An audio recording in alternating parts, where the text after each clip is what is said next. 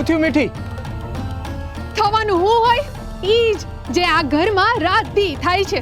ના ના, આ તો કઈ ઘર છે કે ભજન મંડળીની જગ્યા હે? આ જુઓ, તમારા ભાઈએ માટીને લોહીથી ખરડી નાખી.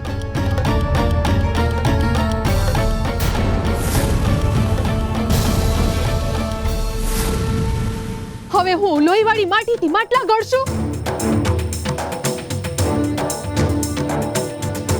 એટલું ધ્યાન નથી રહેતું કે લોહી નીકળે છે તો પગ બહાર લઈ લઈએ. ના ના, આ માણસને માટી બગડી રહી છે ને એનું તો ભાન હોવું જોઈએ ને. ભગત, આ શું થઈ ગયું? આટલું બધું લોહી ક્યાંથી નીકળ્યું?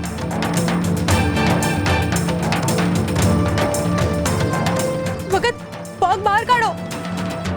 હવે કઈ પહાડ નથી ઘૂસી ગયો પગમાં. જરી કાકરો વાગ્યો છે એટલે આ માને મરી ગયો હોય ને એવો દેખાડો ના કરશો. અને આયા શું ખોડાના છો? આયા કઈ તમાશો ન ચાલતો. હાલો હાલો, ઘર ભેગા થઈ જાઓ. હાલો.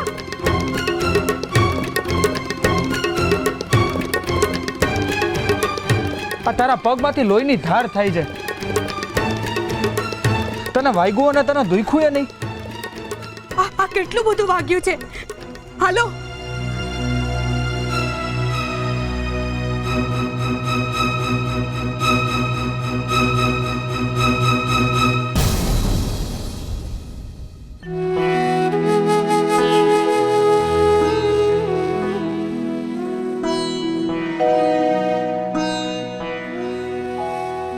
મને દુખે એવું કામ?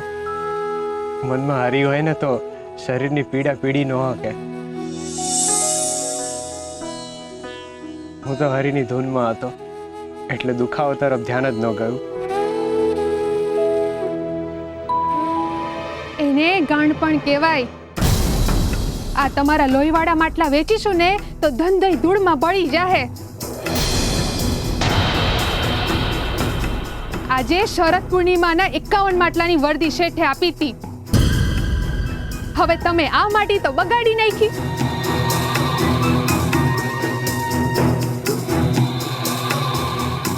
મારો વર બિચારો રાત સુધીમાં કેમનો 51 માટલા ગળી હકશે? મીઠી, તમે તો કઈ બોલતા જ નહીં હો. હું કઈ નવરી નાથ કે તમારો ભાઈ બગાડે અને કામ મારે કરવાનું. આ હંધી માટી પડી છે ને એને ખૂંદવી પડશે. હાલો, કામે લાગો. એ કઈ રીતે ખૂટશે? ભગતને પગમાં વાગ્યું છે. આહા, શેઠાણી બા બોયલા. તમે ખાલી નામના તુલસી છો, હા ચુકલા નહીં. આ પગમાં વાગ્યું હોય ને તો હળદર દાબો અને માંડો કામ કરવા. આ ભજનિયાથી કઈ પેટ નથી ભરાતા. અને આ પેટમાં જી લઈને ફરશો ને ઈને હું ખવડાવશો? ભજન કે પછી ઈને અમારા માથે નાખવાનું છે? ના ના, મફતનો રોટલો કેટલા દી તોડશો હે? કઈ કામ કરવું તો છે નહીં ને બગાડીને મૂકી દીધું. બે કાવડિયા તો લાવવાના જ અને ઠાઠ તો શેઠાણી જેવા. મીઠી વહુ, બેટા માણસ માત્ર છે ને એ ભૂલને પાત્ર હો. ભગત બિચારાથી છે ને ભૂલ થઈ ગઈ છે. આમ મોટું મન રાખીને એને માફ કરી દે. જાઓ, ઘરમાં જાઓ.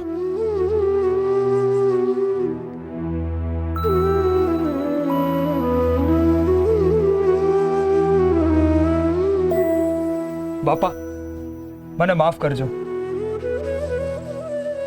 ગોરા, તુલસી, તમે પણ. મીઠી આજે કંઈક વધારે જ બોલી ગઈ. એને આવું નહોતું બોલવું જોઈતું. એના વતી હું તમારી માફી માંગુ છું.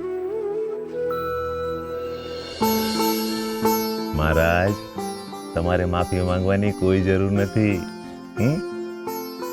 તો બટા જેવી જેની વાણી કેવું એનું વર્તન. હરીને સદબુદ્ધિ દે. ભગત, આ પગનો દુખાવો છે ને એ હરી દૂર કરી દે હો. એ તો કઈ કહેવાની વાત છે બાપા. હરિનું નામ છે એટલે દુખાવો છે જ નહીં. સવાર. સૂર્ય ઉગે એટલે સવાર પડે એ સવારની સાદી અને સરળ વ્યાખ્યા છે. પરંતુ ખરી રીતે તો સૂર્ય ઉગે ત્યારે અજવાળું થાય. સવાર તો ત્યારે પડે છે જ્યારે મનુષ્યની આંખ ખુલે છે અને નિંદર દૂર થાય છે. સવારનો અર્થ જ થાય છે નવી શરૂઆત. ગઈકાલને ભૂલીને આગળ વધવાની નવી શરૂઆત. અંધકારને પાછળ મૂકીને અજવાસને અપનાવવાની વાત. દરેક મનુષ્યના જીવનમાં રાત્રિ આવે જ છે, પરંતુ એના પછી અચૂકપણે સવાર પણ પડે છે. નવા શ્વાસ, નવો અજવાસ, નવો ઉમંગ અને સાથે સાથે ફરીથી નવો સંઘર્ષ. પરંતુ આ બધું જ નવી ચેતના આપતું હોય છે. મનુષ્યને જીવનમાં આગળ વધવાની ગતિ આપતું હોય છે. અને એટલે જ મનુષ્યએ પોતાની સવારને ઓળખી લેવી અને સમયસર આંખો ખોલી લેવી, જેથી જીવનને સુખ અને સમૃદ્ધિથી ભરી શકે. યાદ રાખજો, જે સવારને નથી ઓળખી શકતા એ સુખને નથી ઓળખી શકતા.